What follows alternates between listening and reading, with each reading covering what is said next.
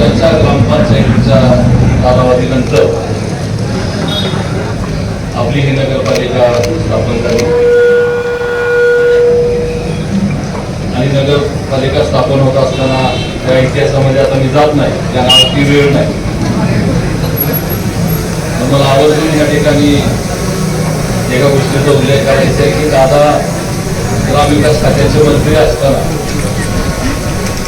ही इमारत 2009 पूर्वी 7-8 साली ही इमारत बांधत असतानाच ते नियोजन होतं की आपली कधी ना कधी नगरपालिका होणार आहे, आपल्याला करायची आणि त्या दृष्टीनंच आपल्या ग्रामपंचायतीचं त्यामुळेच ही इमारत हे कार्यालय त्या दृष्टीने दूरदृष्टी ठेवून 2009 आज 2026 म्हणजे जवळपास कधी 17-18 वर्ष 16 वर्षानंतर 16 वर्षापूर्वी आपल्या नेत्यांनी आदरणीय बाळदादांनी त्यावेळेस किशोर काका ग्रामपंचायतीमध्ये होते, सगळ्यांनी विचार करून भविष्याचा विचार करून ह्या इमारतीची बांधणी केली, उभारणी केली. त्यामुळे आजपासून कारभाराला सुरुवात होणार आहे, कामकाजाला सुरुवात होणार आहे. मी आपल्या सर्वांच्या वतीनं सर्व नवनिर्वाचित सदस्यांना खूप खूप शुभेच्छा देतो आणि निश्चितच एक चांगला पारदर्शी कारभार आपल्या गावाचा ज्या काय आपण कल्पना केलेली आहे त्या कल्पना या ठिकाणी मांडण्याच्या दृष्टीनं सार्थक करण्याच्या दृष्टीनं निश्चितच ही नवीन बॉडी नवीन सर्व पदाधिकारी निश्चितच त्या दृष्टीने काम करतील माझ्या मनामध्ये शंका आहे. आता खरं तर जास्त बोलण्याची वेळ नाही आज आणि ह्याच्यामध्ये आज राजकारण आणण्याची काय कारण नाहीतर कोणतं म्हणणार रणजित कशी काय व्यासपीठावरची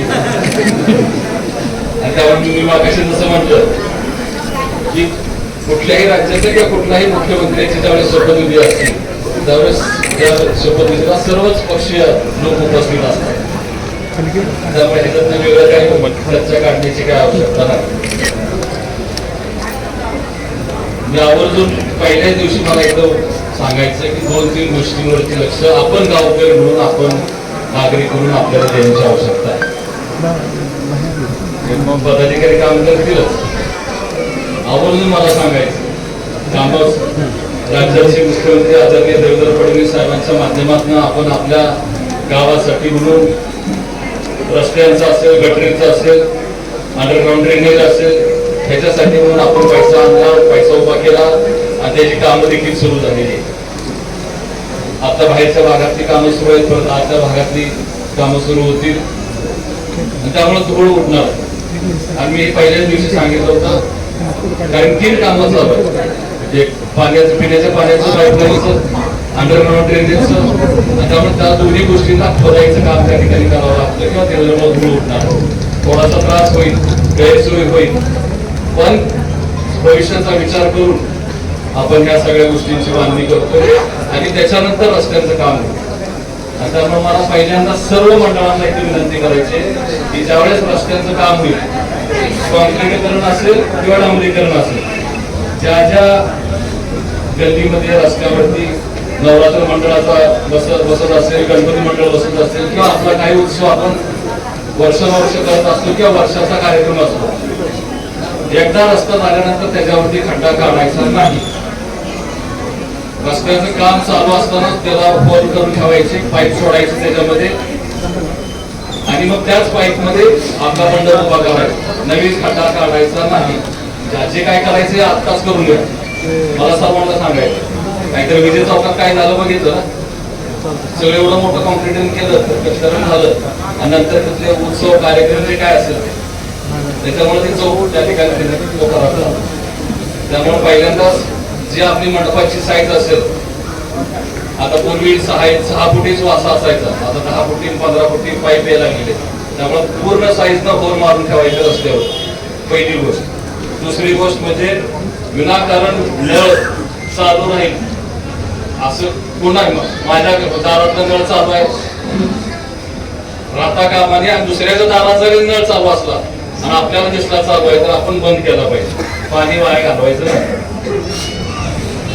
तिसरी गोष्ट, आता हे झाल्यानंतर पुढचा नगरपालिकेसमोरचा आपण जो उत्सव साजरा केलाय तो कचरा कोण उचलणार? तुमच्यापासून सुरुवात होते. कचरा गावात शक्यतो करू नये. मी माझी वैयक्तिक सवय सांगतो, गाडीमध्ये कुणी खायला काय दिलं, चॉकलेट दिलं किंवा काही असं तर मी कचरा कागद कधी बाहेर टाकत नाही, गाडीत मी खाली ठेवतो आणि घरी आल्यानंतर मग साफसफाई केली जाते. चौथी गोष्ट म्हणजे जे मागच्या आपण हे निवडणुकीच्या अगोदर जे आपण वाहनांचं ट्रॅफिकचं जे आपण प्रचार केला, एक 2 दिवसच प्रचार झाला, त्याचे पोस्टर देखील सुरुवातीला छापून ठेवले होते, पण ते आचारसंहिता लागली त्यामुळे ते काढले लावले नाही. आणि त्यामुळं ट्रॅफिकची शिस्त गावाला पाहिजेच सगळ्यांची.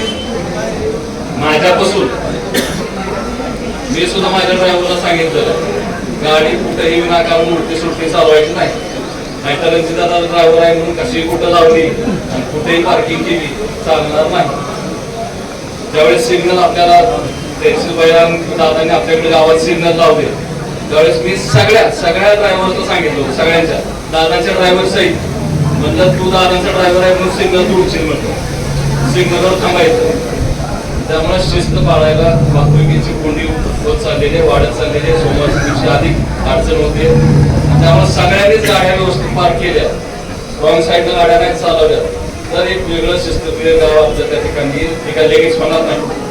ही सततची प्रॅक्टिस आणि रॉंग साईडला जाण्याची जी पद्धत आहे, विशेषतः रिंग रोडला बायपासला उगाच इथलं इथं जायचंय म्हणून ते म्हणजे इथं 20 फूट जाऊन युटर्न मारता येतोय, पण इथनं 100 फूट उलट्या साईडनं गाडी चालवतोय, असं मला दिसता कामा नये. आणि सर्व नगरसेवकांना मला विनंती करायची आहे की असं गाडी चालवताना कोण दिसलं तर तुम्ही थांबून त्याला हटकायचं, तुम्ही सुद्धा हटकणार आहे.